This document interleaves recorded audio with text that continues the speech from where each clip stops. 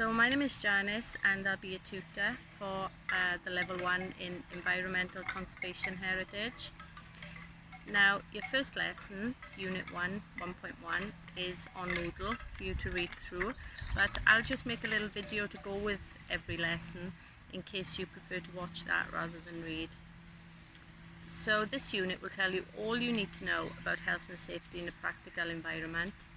And your qualification is broken down into assessments. So each lesson covers one assessment.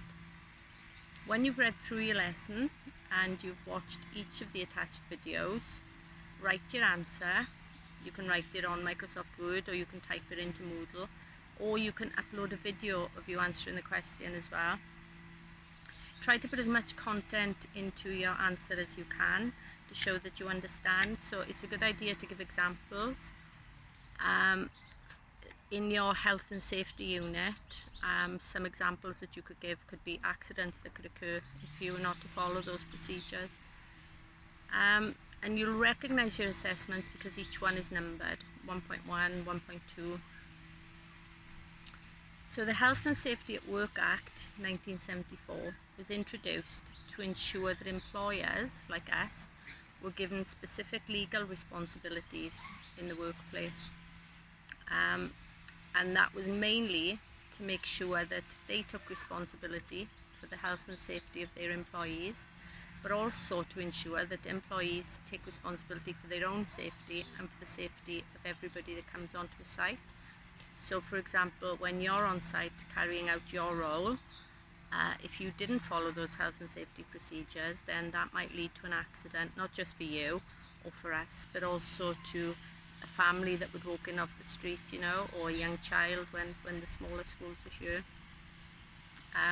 And in 1992 then, they brought in an amendment which brought in the need for risk assessments in the workplace. So you will learn how to do a risk assessment later on in this unit.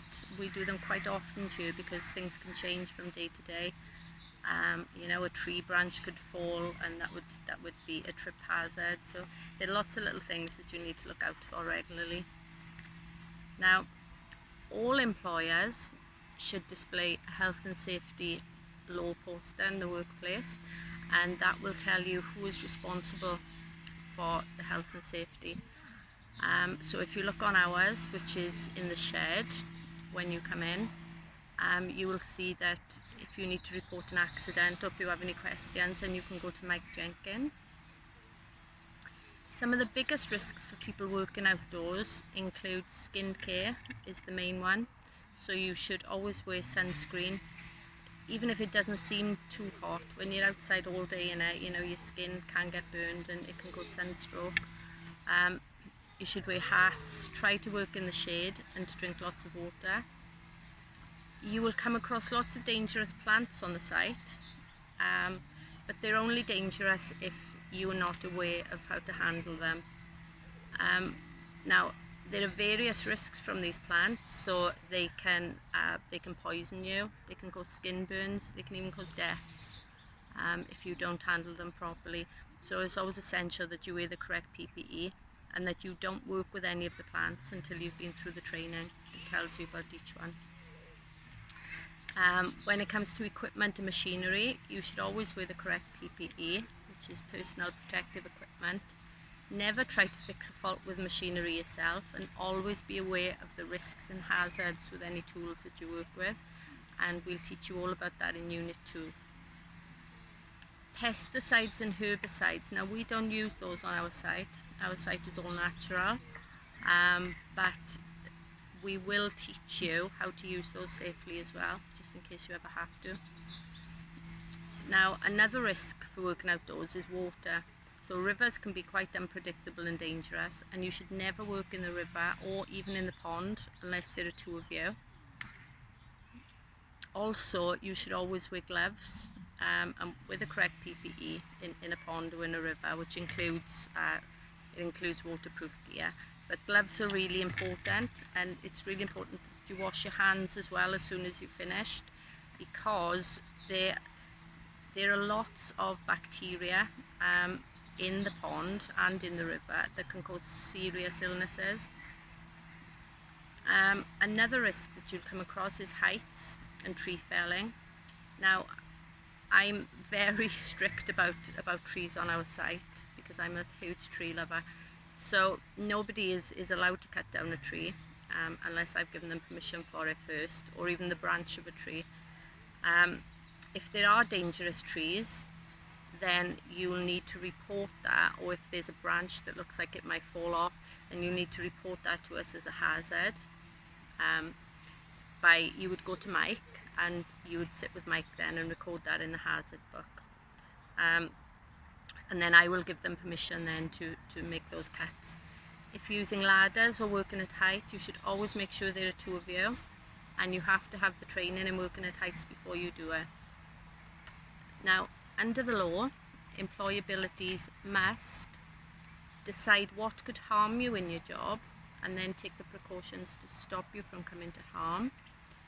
They must explain how those risks will be controlled and tell you who's responsible for controlling the risks.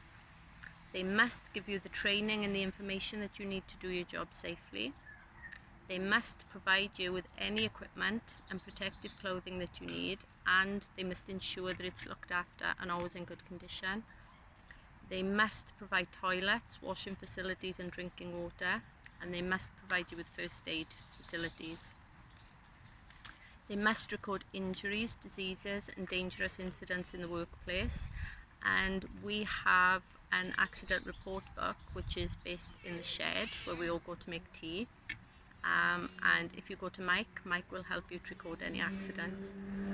They must have insurance that covers you in case you get hurt or ill through work. They must work with anyone sharing the workplace, or anyone who is providing you with training or responsible for you, to ensure that everyone's health and safety is put first. They must follow any training. You must follow any training that you've received when using equipment or materials that your employer has given you. That's really important. You must take reasonable care of your own and other people's health and safety. You must cooperate with your employer on health and safety. You must tell someone if you think the work that you're doing is putting you at risk or putting anybody else at risk. And that's really important. So there is a video for you to look at then on your Moodle lesson.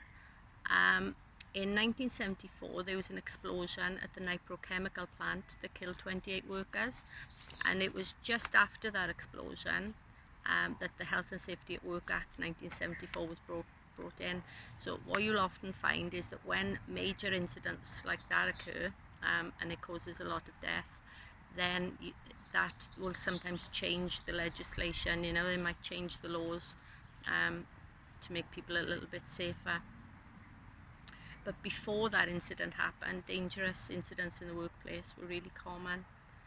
And then at the bottom of your lesson then, you have some explanations of some of the phrases and the words that I've used throughout. So legal responsibilities means that employers and people that work for them have to follow the law when it comes to health and safety to protect their lives and the lives of the public. Policies and procedures. Now you're going to hear those words a lot in work environments. So your policies set out the legal obligations of a company, and the procedures will then explain how those policies are carried out. PPE, this is personal protective equipment, and this would be your gloves, your overalls, your wellies or hard boots. And risks and hazards. So a risk or hazard is something that can cause an accident in the workplace. It could be a snapped tree branch or a broken bench, broken fence, or even a twig on the ground. Okay, so that covers everything within lesson 1. So if you go to your question and answer that for me, and I will speak to you all soon.